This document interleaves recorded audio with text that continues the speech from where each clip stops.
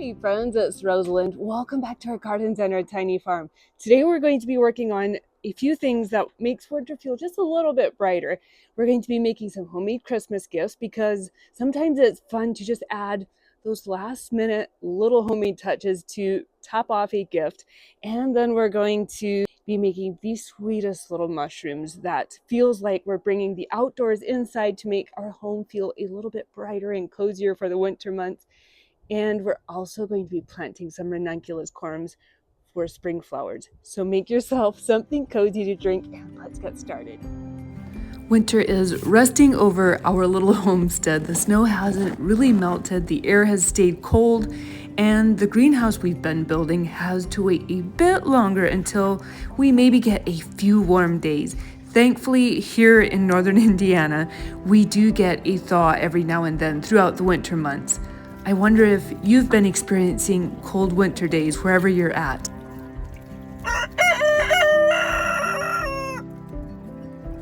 Winter always gives us beautiful things to do, so today we're going to be creating a cozy Christmas inspired by the garden.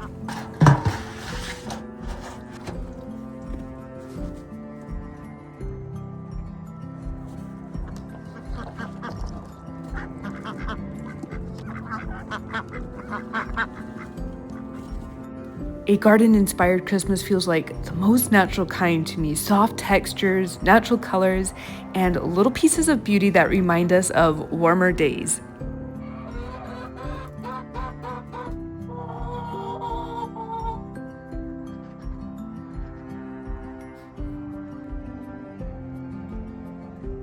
I wanted to share a very simple air-dried clay recipe with you to make the sweetest mushroom Christmas ornaments. This clay is very simple to make with just a few ingredients. 1 cup baking soda, 1/2 cup cornstarch, and 3/4 cup water. Over low to medium heat, you want to be stirring it continuously until the mixture starts to pull away from the pot and it forms kind of a mashed potato consistency. Then you want to pull the pot off the heat immediately when it reaches this thickness. Put the clay into a bowl or a baking sheet to cool. I will then cover it with a tea towel so the clay doesn't dry out. It takes at least 30 minutes to cool down, and then we can start forming our mushrooms with it. After the mushrooms are formed, we will then let them air dry for at least 24 hours before doing anything else with them.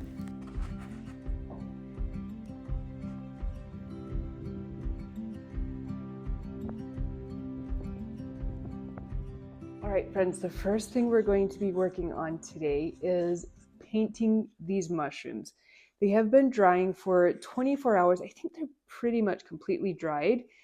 And I mean, they turned out so cute. Hopefully we can get them to actually look as pretty as I had imagined. But I have been reading this book. It was published in 1996, I believe. It's called Seasons at Seven Gates Farm. And they have like this amazing way of bringing nature indoors in the winter time. It has inspired me so much to just brighten up our home using elements from the outside and creating things that make it feel more cozy in our home through the winter months. Now we're going to start painting the mushrooms with some paint that I just picked up at the dollar store. It's supposed to be non-toxic and it is washable.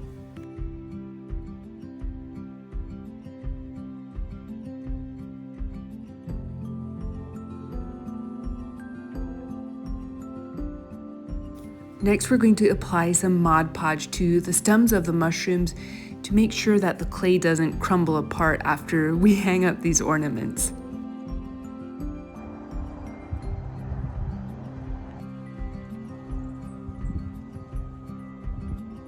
Now we're going to apply the sweetest little white dots on top of the mushroom caps. And while the paint dries on the mushrooms, we're going to work on a few other things. First, we're going to put our ranunculus corms in soak for at least 3 to 4 hours before we plant them. Before they are plumped up from soaking in water, they kind of look like shriveled up octopus.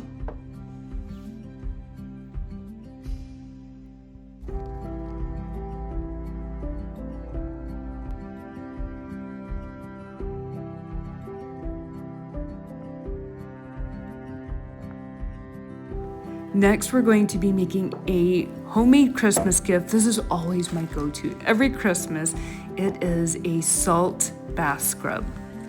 Very simple to make with 2 cups of Epsom salt, and then we will add 1 cup of Himalayan salt. And then I will add about 25 drops of essential oil. This is not a necessary ingredient. I just add it to add a little bit of scent. And then I will also add 1/4 cup of dried flowers. I like to add calendula or lavender since it's good for the skin. And then we're going to add 1/2 cup of melted coconut oil and about 2 tablespoons of vanilla. And then we're going to stir it all together and place it into our jars.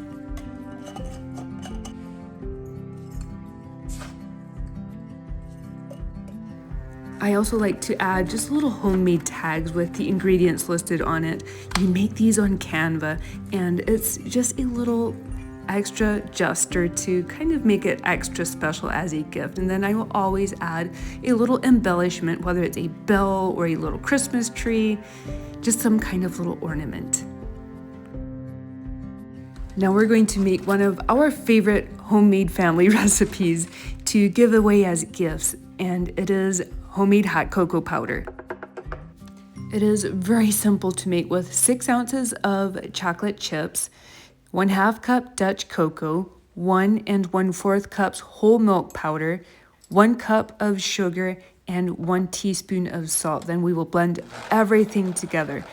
It's important to me that I know what kind of ingredients our boys are consuming, and also love gifting this hot cocoa mix as teacher gifts. We like to enjoy 2 tablespoons of this cocoa powder mix into 1 cup of warm milk, and it's so good.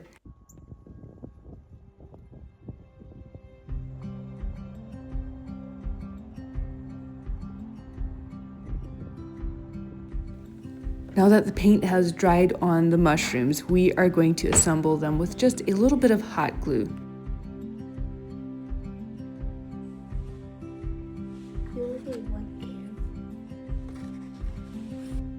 And of course, no mushroom is complete without a little bit of moss on the bottom of its stem. Now we're going to add tiny little eye screw hooks on top of the mushroom caps so we can hang these up as ornaments.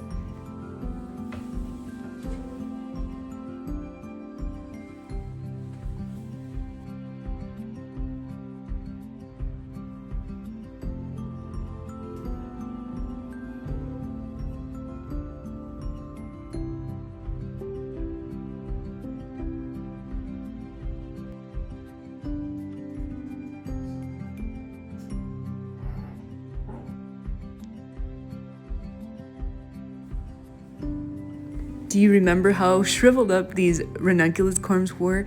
They are now nice and plump, ready for planting after soaking for about 4 hours.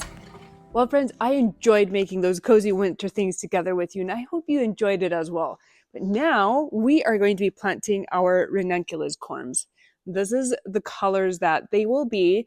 They're very bright, not something I would like to use in cut flower arrangements, but in spring planters, they are very pretty. And that's why we're going to be planting them in December already, because last January, or I should say back in January, I planted ranunculus corms for cut flower growth, and they were blooming, or they started blooming right around Mother's Day. But I also had one planter that I put together with all kinds of spring flowers in it, and one of them was ranunculus. There was ranunculus, there was Lenten roses, I think there was pansies and daffodils in there.